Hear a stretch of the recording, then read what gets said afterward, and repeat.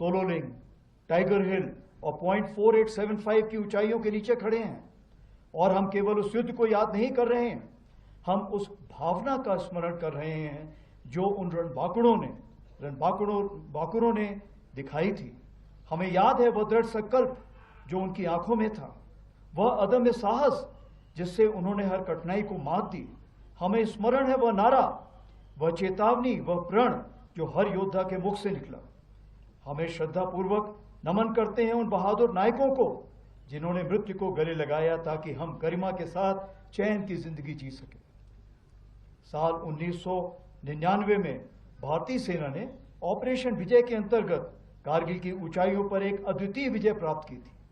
उस युद्ध में भारतीय सेना ने ऊंची पहाड़ियों पर बैठे पाकिस्तान सैनिकों और घुसपैठियों को खदेड़कर हमारी सीमा से बाहर कर दिया था और तिरंगे को इन बर्फीली चोटियों पर फहराया था। यह वह क्षण था जब भारत ने स्पष्ट कर दिया कि उसकी सीमाओं के भीतर किसी भी नापाक इरादे को सफलता नहीं मिलेगी। भारत की एकता और अखंडता पर कोई आंच नहीं आने दी जाएगी। इसी परंपरा को आगे बढ़ाते हुए ऑपरेशन सिंदूर के दौरान भी भारतीय सेना ने उसी अदम्य साहस और दृढ़ संकल्प के साथ पाकिस्तान समर्थित टेररिस्ट इंफ्रास्ट्रक्चर को निशाना बनाया और पाकिस्तान की अन्य आक्रामक कार्रवाइयों को प्रभावशाली ढंग से विफल करते हुए एक निर्णायक जीत हासिल की। हमने शांति को अवसर दिया, पर उसने कायरता की कार्रवाई की और उसका उत्तर केवल हमने पराक्रम से दिया। ऑपरेशन सिंदूर हमारा संकल्प, संदेश भी और उत्तर भी। पहलगाम में हुई कायरतापूर्ण आतंकी हमला पूरे देश के लिए गहरी चोट था, लेकिन इस बार भारत ने सिर्फ शोक नहीं जताया बल्कि ठान लिया कि अब जवाब निर्णायक होगा।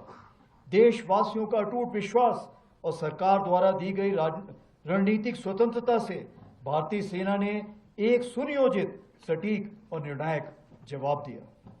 भारतीय सेना ने 6 और 7 मई की रात को पाकिस्तान और पाकिस्तान ऑक्यूपाइड जम्मू एंड कश्मीर में 9 हाई वैल्यू आतंकवादी ठिकानों को निशाना बनाया, बिना किसी मासूम नागरिक को हानि पहुंचाए हुए। यह केवल जवाब नहीं था, यह स्पष्ट संदेश था कि आतंकवाद को सहारा देने वाले अब नहीं बचेंगे।